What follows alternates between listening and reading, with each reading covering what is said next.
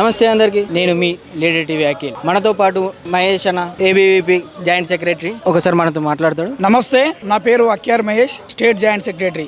ఈరోజు ఈ తెలంగాణ రాష్ట్రం కాంగ్రెస్ ప్రభుత్వం అధికారంలోకి వచ్చి 2.5 సంవత్సరాలు పూర్తి అవుతున్నప్పటికీ ఒక రాష్ట్రంలో ఉన్నటువంటి విద్యారంగ సమస్యలు పట్టించుకోకుండా రాష్ట్ర ప్రభుత్వం చాలా విఫలమైంది. ఈ రోజు చూసినట్లయితే గతంలో రేవంత్ రెడ్డి గారు, కేసీఆర్ గారు ప్రభుత్వంలో ప్రతిపక్ష నాయకుడు ఉన్నప్పుడు మేము అధికారంలోకి వస్తే విద్యను మొత్తం మంచిగా చేస్తామని చెప్పేసినటువంటి రేవంత్ రెడ్డి ఈరోజు అధికారంలోకి వచ్చినాక ఈరోజు విద్యను పట్టించుకోకుండా కాలయాపన చేయడం జరుగుతూ ఉంది. ఈ రాష్ట్రంలో ఇప్పటికీ 10,000 కోట్ల రూపాయల స్కాలర్షిప్లు విడుదల చేయాలని చెప్పేసి ఏబీపీ డిమాండ్ చేస్తూ ఉంది. ఈ రోజు ఎందుకంటే మనం చూస్తున్నప్పుడు పేద మధ్యతరగతి విద్యార్థులు చదువుకోవాలంటే ఒక రియంబర్స్మెంట్ స్కాలర్షిప్ల ద్వారానే చదువుకుంటారు. కాబట్టి ఈ యొక్క రాష్ట్ర సర్కార్ ఏం చేస్తుందంటే అడుగు బలహీన వర్గాల విద్యార్థులను చదువు ఆపేయడం జరుగుతూ ఉంది. ఎందుకంటే గతంలో చూసినట్లయితే వైఎస్ రాజశేఖర రెడ్డి 2008 సంవత్సరంలో ఫీజు రియంబర్స్మెంట్ పథకాన్ని తీసుకొచ్చడం జరిగింది. ఎందుకు తీసుకొచ్చారంటే ఆ రోజు దళితులు, బడుగులు, బలహీన వర్గాలు ఉన్నత విద్యను చదవాలని చెప్పేసి ఆ రోజు మహాన్ భావుడు రాజశేఖర రెడ్డి తీసుకొస్తే ఈ యొక్క కాంగ్రెస్ ప్రభుత్వమే ఈరోజు రేవంత్ రెడ్డి సర్కార్ ఈరోజు రాష్ట్రంలో రియంబర్స్మెంట్ వెతికే పథకం ఈరోజు తీయడం జరుగుతూ ఉంది. ఈరోజు ఒక్కటే డిమాండ్ చేస్తూ ఉన్నాం, ఈ రాష్ట్రంలో ఉన్నటువంటి 10,000 కోట్ల రూపాయల స్కాలర్షిప్ విడుదల చేయాలని చెప్పేసి ఏబీపీ డిమాండ్ చేస్తూ ఉంది.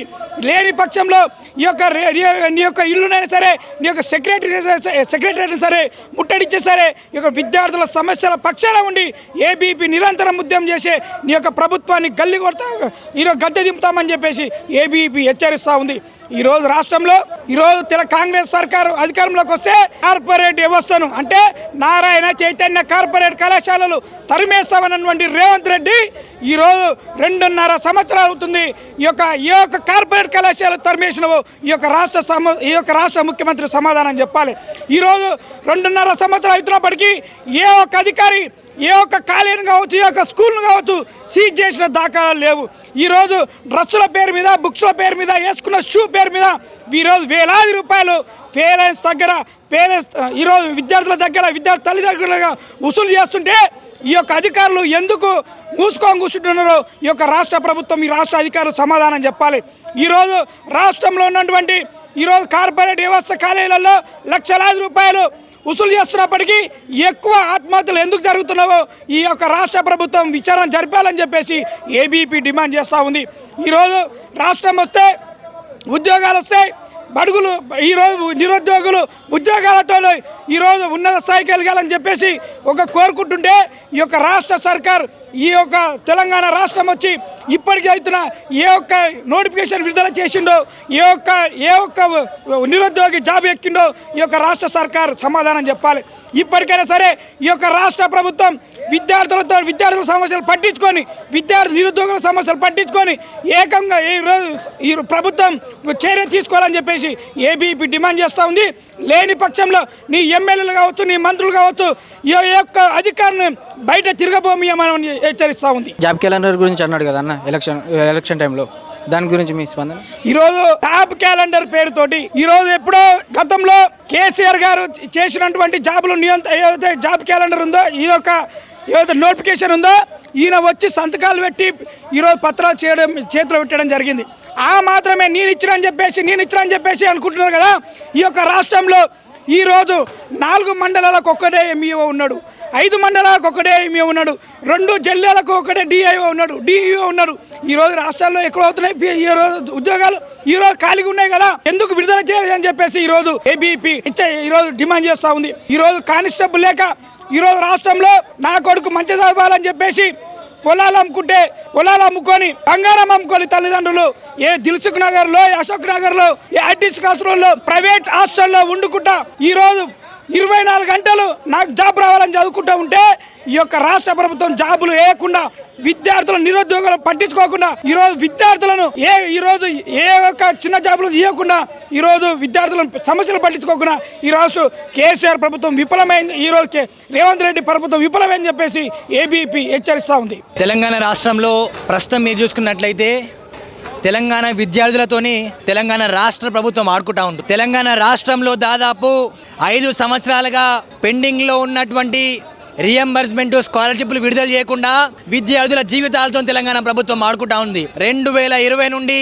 గ్రాడ్యుయేట్స్ అయినటువంటి విద్యార్థుల యొక్క సర్టిఫికేట్లు ఇవ్వకుండా రాష్ట్రంలో ఉన్నటువంటి ప్రైవేట్ కాలేజీల విద్యార్థుల జీవితాలతో ఆడుకుంటా ఉన్నాయి. వాళ్ళు హైయర్ ఎడ్యుకేషన్ పోలేకుండా, జాబులు చేయలేకుండా వాళ్ళ జీవితాలను సర్వనాశనం చేస్తుంది తెలంగాణ రాష్ట్ర ప్రభుత్వం ఈ ప్రైవేట్ కళాశాలలు. తెలంగాణ రాష్ట్రంలో ప్రభుత్వ పాఠశాలల యొక్క దుస్థితి దయాధీనంగా మారింది. ప్రభుత్వ పాఠశాలలు ఎత్తివేసేటువంటి ప్రభుత్వం కుట్ర చేస్తూ ఉంది. ఇంటర్మీడియట్ ఎడ్యుకేషన్ విద్య కార్పొరేట్ చేతుల్లో పెట్టి లక్షలు కోట్లు కుమ్ముతూ ఉన్నారు. రాష్ట్ర ప్రభుత్వం కార్పొరేట్ విద్యావేత్తలతోని కొలాబరేట్ అయిపోయి తెలంగాణలో ఉన్నటువంటి విద్యార్థుల దగ్గర దోపిడీ చేస్తా ఉన్నారు. ఇప్పటికైనా రాష్ట్ర ప్రభుత్వం వెంటనే కళ్ళు తెరవాలి. డిఐలో నిద్రిస్తున్న డిస్ట్రిక్ట్ ఎడ్యుకేషన్ ఆఫీసర్లు ప్రైవేట్ స్కూల్ ఓపెన్ అవుతా ఉన్నాయి. ఒక్కొక్క విద్యార్థి దగ్గర ముక్కు విండి వాళ్ళ తల్లిదండ్రుల రక్తం పీల్చుకొని ఒక్కొక్క విద్యార్థి దగ్గర ఎల్కేజీ ఫస్ట్ క్లాస్ అవుతున్నటువంటి విద్యార్థుల దగ్గర 50,000 60,000 దొబ్బుతా ఉన్నారు. కేవలం యూనిఫామ్ పేరు మీద, బుక్కుల పేరు మీద 20,000 తీసుకుంటా ఉన్నారు. ఏడవైంది స్కూల్ ఎడ్యుకేషన్ డిపార్ట్మెంట్ ఏడికిపోయింది, కమిషనర్ ఏడికిపోయిండు, విద్యా హక్కు చట్టం ఏడికిపోయింది. తెలంగాణ రాష్ట్రంలో ఉన్నటువంటి విద్యార్థులు అడుగుతా ఉన్నారు. తెలంగాణ రాష్ట్రంలో ఉన్నటువంటి విద్యార్థులు గోసపడుతూ ఉన్నారు. ఇప్పటికైనా తెలంగాణ రాష్ట్రంలో ఉన్నటువంటి డిస్ట్రిక్ట్ ఎడ్యుకేషన్ ఆఫీసర్లు, మండల ఎడ్యుకేషన్ ఆఫీసర్లు సోయి తెచ్చుకొని స్కూల్ విజిట్లు చేయాలా. ఎవడైతే విద్యార్థుల జీవితాలతో చెలగాటలాడుతున్నాడో వాళ్ళ మీద తక్షణమే చర్యలు తీసుకోవాలా. డిస్ట్రిక్ట్ ఇంటర్మీడియట్ ఎడ్యుకేషన్ ఆఫీసర్లు సోయి లేకుండా కలెక్టరేట్లు వంటా ఉన్నారు. ఒక పర్మిషన్ పేరు మీద ఢిల్లీకి ఒక కార్పొరేట్ కళాశాల నిలుస్తా ఉంది. వీటందరికీ డబ్బులు తీసుకుంటున్నా డిఐలు వెంటనే సమాధానం చెప్పాలా. లేకుంటే రానున్న రోజుల్లో అఖిల భారతీయ విద్యార్థి పరిషత్ ఆధ్వర్యంలో తెలంగాణ రాష్ట్ర వ్యాప్తంగా కలెక్టరేట్లు ముట్టడి జరుగుతాయి. దాని తర్వాత సెక్రటరీ తర్వాత రేవంత్ రెడ్డి ఇంటి ముట్టడి సమని చెప్పి చేస్తూ భారత్ మాతాకి జై. ఉద్యోగాలు ఇస్తా అని ఇప్పుడు చాలా మంది నిరుద్యోగులు ఉన్నారు కదా, వాళ్ళ గురించి మీ మాట. ఏదైతే తెలంగాణ రాష్ట్రం ఏర్పడిందో అది నిధులు ఉద్యోగాల పేరు మీద తెలంగాణ రాష్ట్రం ఏర్పడింది. ముఖ్యంగా తెలంగాణ రాష్ట్రం కోసం కొట్లాడినటువంటి ఏదైతే విద్యార్థులు ఉన్నారో వాళ్ళ యొక్క స్థితి ఇవాళ తెలంగాణ రాష్ట్రంలో దయాధీనంగా మారిపోయింది. ఆనాడు తెలంగాణ రాష్ట్రం కోసం పోరాడితే, నా తెలంగాణ సాధిస్తే, నా తెలంగాణ వస్తే నాకు ఉద్యోగాలు వస్తాయని కొట్లాడినటువంటి విద్యార్థులు ఇవాళ నిరుద్యోగులుగా ఉన్నారు. గ్రూప్ 1, గ్రూప్ 2, గ్రూప్ 3 నోటిఫికేషన్ ఇవ్వకుండా సంవత్సరాల తరబడి దిల్సుఖ్ నగర్లో కావచ్చు, అమీర్పేటలో కావచ్చు, ఎస్ఆర్ నగర్లో కావచ్చు, సంవత్సరాల తరబడి గవర్నమెంట్ జాబులు వస్తే నా జీవితాలు మారిపోతాయి. నా ఊరికి పోలేకుండా అటు సావలేక బతకలేక ఎంతోమంది లక్షల మంది విద్యార్థులు గవర్నమెంట్ నోటిఫికేషన్ కోసం ఎదురు చూస్తూ ఉన్నారు కదా. రేవంత్ రెడ్డి నువ్వు కదా నీ ప్రభుత్వం వచ్చిందే ఉద్యోగాల పేరు మీదగా. నువ్వు 2 లక్షల నోటిఫికేషన్లు వేస్తా అంటారు కదా తెలంగాణ, నువ్వు నమ్మిస్తే కదా తెలంగాణ ప్రజలు మొత్తం నీకు ఓట్లు వేసిండ్రు. ఖబర్దార్ రేవంత్ రెడ్డి, ఏదైతే నువ్వు ఇస్తా అన్నటువంటి నిరుద్యోగ భృతి అవ్వచ్చు, తెలంగాణ రాష్ట్రంలో రావాల్సినటువంటి ప్రతి సంవత్సరం రావాల్సిన 2 లక్షల ఉద్యోగాల నోటిఫికేషన్లు వెంటనే జారీ చేయాలా. తెలంగాణ రాష్ట్రంలో ఉన్నటువంటి నిరుద్యోగులు ఏకమవుతా ఉన్నారు. రానున్న రోజుల్లో కేసీఆర్కి ఏదైతే గతి పట్టిందో అదే గతి నీకు కూడా పడుతుంది. ఖబర్దార్ రేవంత్ రెడ్డి, ఖబర్దార్. ఇది మనతో ఒక మాట అన్నాడు కదా అన్న, జాబ్స్ ఇచ్చిన అనుకుంటా రేవంత్ రెడ్డి మాట చెప్పాడు కదా. ఎక్కడ ఇచ్చిండు నాకు రేవంత్ రెడ్డి? ఎవరికి ఇచ్చిండు జాబులు? మీరు ఇదే ఉస్మానియా కేంద్రంలో ఉన్నటువంటి లైబ్రరీలో మీరు ఎవరి దగ్గర నాకు ఒక విద్యార్థిని అడగండి, ఎవరైనా పోయి అడగండి. రండి రేవంత్ రెడ్డి రేపు పొద్దున ఉస్మానియా కేంద్రంగా రమ్మని చెప్పండి. ఏమొస్తాం ఉస్మానియా కేంద్రంగా వాళ్ళ డిపార్ట్మెంట్ నుంచి ఎవరు వస్తారు, గవర్నమెంట్ నుంచి ఎవరు వస్తారు మాట్లాడదాం రండి. లేకపోతే అమీర్పేట బొమ్మని చెప్పండి, ఎస్ఆర్ నగర్ బొమ్మని చెప్పండి.